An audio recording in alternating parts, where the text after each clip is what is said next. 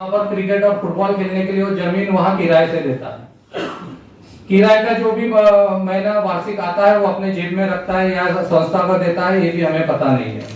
चलो ठीक है, उतना नहीं होता है तो हमारा सबसे पहला एक ही उद्देश्य था वहां पर कि प्रबुद्ध भारत का निर्माण इस देश में होना चाहिए। तो प्रबुद्ध भारत का निर्माण कैसा होगा?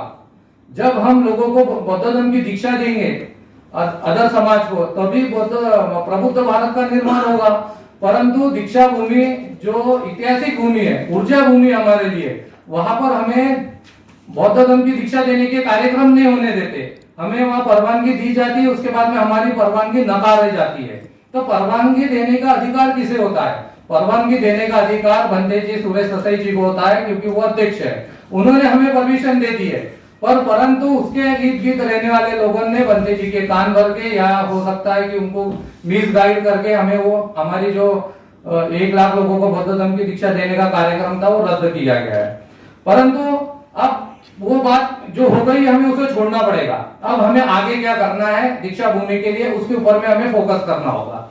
तो मैं ये चाहता हूं कि सबसे पहले वहां पर सभासद सदस्य अभियान शुरू हो जाना चाहिए। तो सदस्य कौन बनेगा? हमारे नागपुर में 400 से 450 बुद्ध विहार है।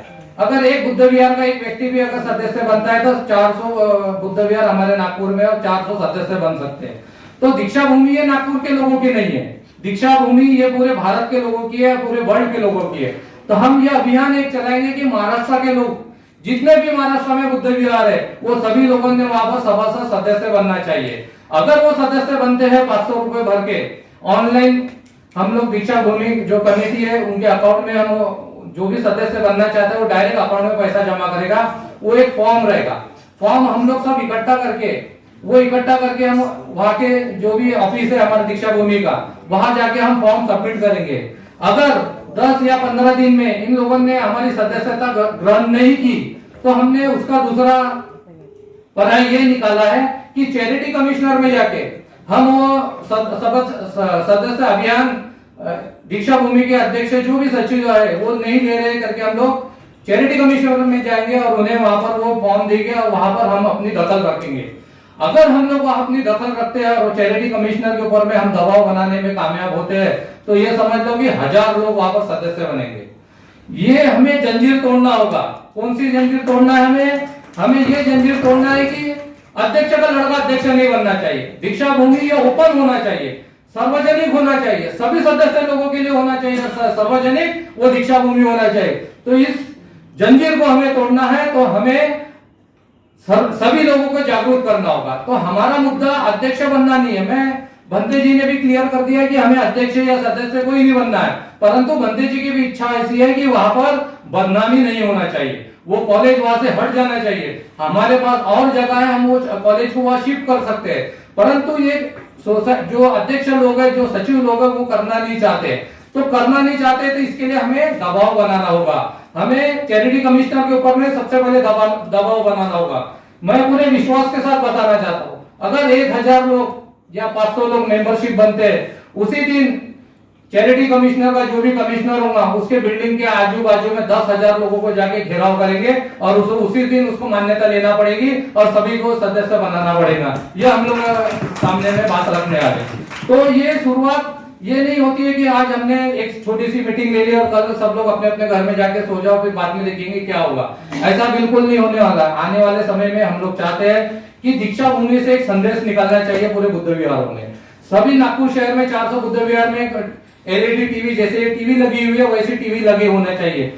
दीक्षा भूमि से बुद्ध वंदना होगी तो पूरे नागपुर शहर में बुद्ध वंदना होना चाहिए। बुद्ध भूमि से दीक्षा भूमि से संदेश निकलना चाहिए। किसी भी तरह की अगर किसी भी समस्या के लेके अगर हमें कुछ बड़ा डिसीजन लेना है समाज के प्रति, कहीं बौद्धों के ऊपर में अत्याचार होगा, कोई राज्य में हो गया, तो हम लोग वहां से वो संदेश दे सकते हैं। वो अध्यक्ष जो भी होगा वो संदेश पूरे बुद्ध विहार को दे सकता है और 2 मिनट में हमारे बुद्ध विहार में हमारा मैसेज जा सकता है कि बुद्धों के ऊपर में कहाँ का अत्याचार है, बुद्धों के ऊपर में कौन सा राजनीतिक पक्ष अत्याचार कर रहा है। तो हमें वो एक बहुत अच्छा उपक्रम होगा कि ताकि हम लोग यूनाइटेड हो सके। हम चाहते हैं हमेशा कि हमें यूनाइटेड होना है, तो यूनाइटेड होने के लिए हमारे पास क्या है, कौन सा प्लेटफॉर्म है, तो हमें उस प्लेटफॉर्म को तैयार करना होगा।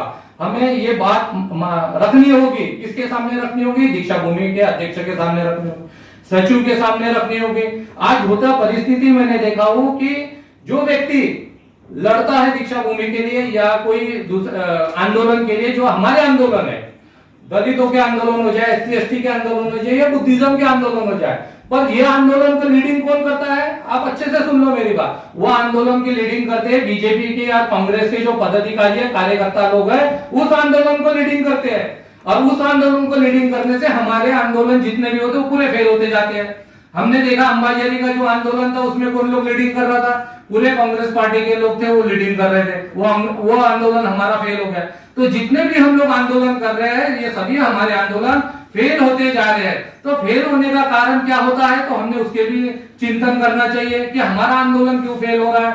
तो हमें हमारे जो पॉम्पलेट होते हैं, हमारे जो पत्र होते हैं, हमें वहां पर स्पष्ट रूप से लिखना चाहिए कि कांग्रेस बीजेपी के पदाधिकारी लोगों ने हमारे आंदोलन में आने की जरूरत नहीं है। अगर हम इस तरीके से लिखेंगे और सिर्फ हमें वही लिखना है कि इसमें सिर्फ नीले झंडे के, नीले पार्टी के लोग ही इस आंदोलन में रहोगे, तो हमें इनको दुत्कारना होगा।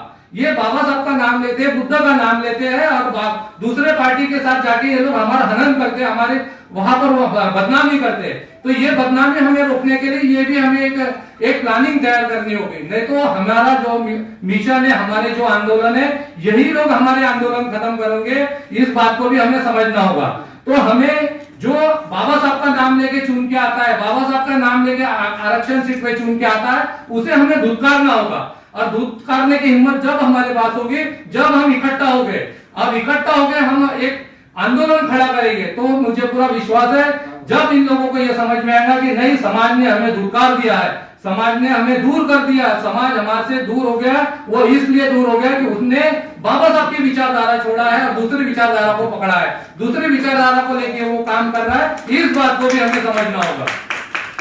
तो मैं ये चाहता हूं कि आने वाले समय में हम महाराष्ट्र भर में कॉन्फ्रेंस लगाएंगे, छोटी छोटी मीटिंग करेंगे और उस मीटिंग में पूरे बुद्ध विहार में ऐलान करेंगे कि आप लोगों को सदस्य बनना है। सदस्य फॉर्म हमारे पास से लेके जो बंते जी के पास है, हम सब लोग मिलकर फॉर्म रहेगा। उस फॉर्म में का जो भी दीक्षा भूमि का अकाउंट रहेगा, उस अकाउंट भी उसमें रहेगा कि इस अकाउंट में ही डालो, जो भी बुद्ध अपने दीक्षा भूमि का अकाउंट है उस अकाउंट में वो पैसा जाएगा। और हमें इसकी घोषणा फिर हमें एक बड़ा आयोजन करना होगा। तो उसलिए हम लोग ने सोचे कि देशपांडे सभागृह में एक बड़ा सभागृह है, 1000-1500 लोग आएंगे।